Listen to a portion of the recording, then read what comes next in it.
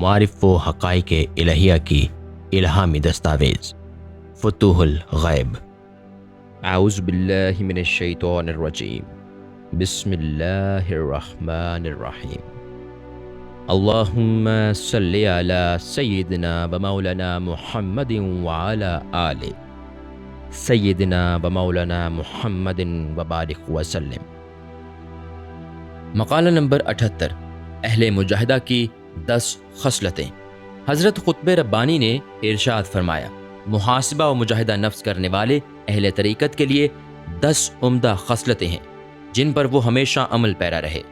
جب وہ اللہ تعالیٰ کے حکم اور ارشاد نبوی کی اتباع میں ان خصائل پر قائم و راسخ ہو جاتے ہیں تو معرفت و روحانیت کے بلند پائے پا لیتے ہیں۔ نمبر 1، پہلی خصلت یہ ہے کہ بندہ قصیدہ و سہو، جھوٹی یا سچی قسم ہرگز نہ کھائے اور خود کو قسم کھانے کا عادی ہرگز نہ بنائے، خواہ وہ قسم اللہ کے نام سے ہو، اس کی کتاب مقدس کے نام سے، نبی اکرم کے نام سے یا کسی بھی اور ذریعہ سے، کیونکہ جب کوئی شخص قسم کھانے کا عادی ہو جاتا ہے تو اس کے نزدیک قسم کی کوئی عظمت و اہمیت نہیں رہتی اور وہ دانستہ یا نادانستہ اس کی خلاف ورزی کرنے لگتا ہے، جو بدعہدی کے خلاف خدا کے غیظ و غضب کو برانگیختہ کرتی ہے۔ لیکن جب انسان خود کو ترک حشمت کا عادی بنا دے اور اشد ضرورت کے وقت بھی قسم نہ کھائے تو اللہ تعالیٰ اس پر اپنے انوار و برکات نازل فرماتا ہے، جس سے وہ ظاہری و باطنی نعمتوں میں اضافہ پاتا ہے، اس کے درجات بلند ہوتے ہیں، لوگوں میں اس کی تعریف و توصیف ہوتی ہے، لوگ اسے ایک عمدہ مثال سمجھ کر اس کی پیروی کرتے ہیں اور جو اسے دیکھتا ہے اس سے مرعوب و ہیبت زدہ ہوتا ہے۔ دوسری خصلت یہ ہے کہ بندہ احتیاطاً ہنسی مذاق میں جھوٹ بولنے سے احتراز کرے، اس لیے کہ جھوٹ انسان کو بزدل اور اس کے قلب و دماغ کو زنگ آلود کر دیتا ہے اور اس سے خلق خدا میں اس کا اثر و اختیار اٹھ جاتا ہے۔ علاوہ ازیں جو شخص انسانوں کے سامنے جھوٹ بول سکتا ہے وہ خدا پر بھی کذب و افطرا پردازی اور بہتان ترازی سے گریز نہیں کرتا۔ اس کے برعکس اگر وہ اپنی زبان کو سچ بولنے کا عادی کر لے تو اللہ تعالیٰ اسے شرح صدر عطا کرے گا اور اس کا سینہ علوم و معارف اسلامیہ کے لیے کھول دے گا۔ جب وہ دوسروں سے جھوٹ سنے گا تو اپنی زبان اور عمل سے ان کو سچ کی تبلیغ و تلقین کرے گا، نیز وہ جھوٹوں کی اسی عادت کے رفع ہونے کی دعا کرے گا۔ الغرض جھوٹ ضعیف العقیدہ اور فاسق و فاجر لوگوں کا شیوا ہے اور سچی حق کوئی صاحب ایمان، اولیاء صلحہ اور صدقین کا دستور عمل ہے۔ تیسری خصلت یہ ہے کہ جب بندہ کسی شخص سے کوئی عہد و پیمان کرے تو وہ اپنے وعدے کی خلاف ورزی ہرگز نہ کرے۔ قرآن و حدیث میں پابندی عہد کی پے در پے تاکید آئی ہے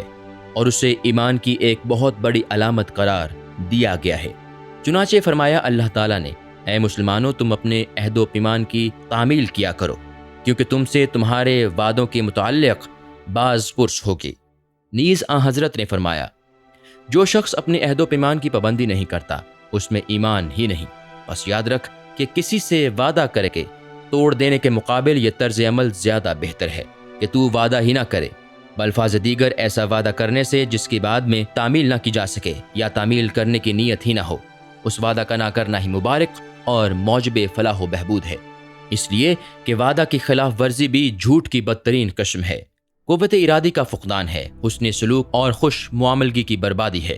اور خلق خدا میں بدعہدی کرنے والے شخص کی کوئی عزت و وقت نہیں رہتی۔ لیکن جو شخص صداقت اور ذمہ داری کے ساتھ اپنے عہد و پیمان کی پابندی کرتا ہے وہ ہمیشہ اور ہر جگہ لوگوں کی نظر میں دن بدن زیادہ عزت و توقیر اور اعتماد حاصل کرتا چلا جاتا ہے،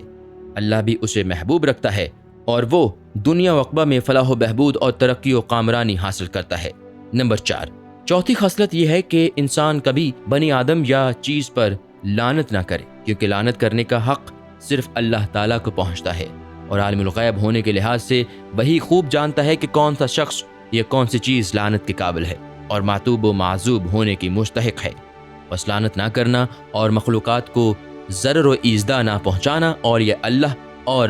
ابرار و صدقین کی صفت ہے۔ اس موضوع پر ان کا اتباع کرنے والوں کے درجات دنیا و عقبہ میں بلند کیے جاتے ہیں اور اللہ تعالیٰ ان کے ایمان کی حفاظت فرماتا ہے۔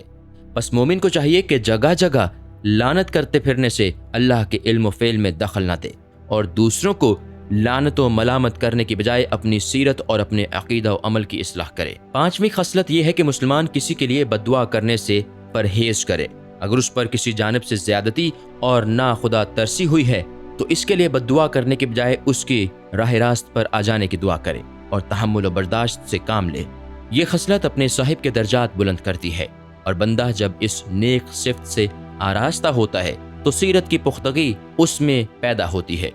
اور وہ مخلوق میں محبت و مقبولیت کے جذبات پیدا کرتا ہے، اور قلب مومن میں اعزاز و احترام پاتا ہے۔ کلام اللہ میں بد دعا کا جواز بھی صریحاً موجود ہے، اور انبیاء نے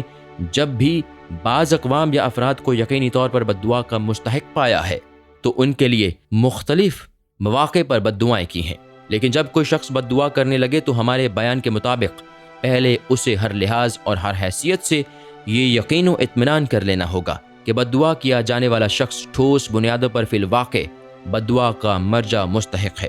چھٹی فضیلت یہ ہے کہ مومن اور اہل قبلہ میں سے کسی شخص پر یقین و وثوق کے ساتھ کافر و مشرک یا منافق ہونے کا حکم نہ لگائے تاوقت کہ اس کے پاس پختہ اور واضح ثبوت مہیا نہ ہو جائیں۔ کسی کی تکفیر کرنا ایک بہت نازک اور ذمہ داری کا فعل ہے، اور ہر شخص کو بلا سوچے سمجھے اور تحقیق بغیر اس کا مرتکب نہیں ہونا چاہیے، بخلاف اس کے کہ کسی کی تکفیر نہ کرنا علم الہی میں دخل دینے سے بچنا اور اتباع سنت نبوی ہے۔ نیز مومن کے لیے احتیاط کا اچھا طریقہ ہے۔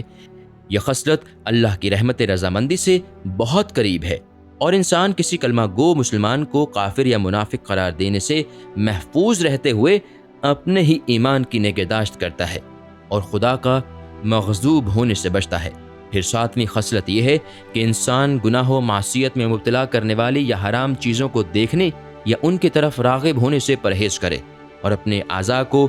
نواہی اور اللہ تعالیٰ کے ممنوع قرار دی ہوئی چیزوں سے باز رکھے۔ یہ احکام الہی کا احترام ہے جس کے لیے اللہ اپنے بندے کو دنیا و عقبہ میں عزت و سرفرازی عطا کرتا ہے۔ آٹھویں خصلت یہ ہے کہ مخلوقات میں سے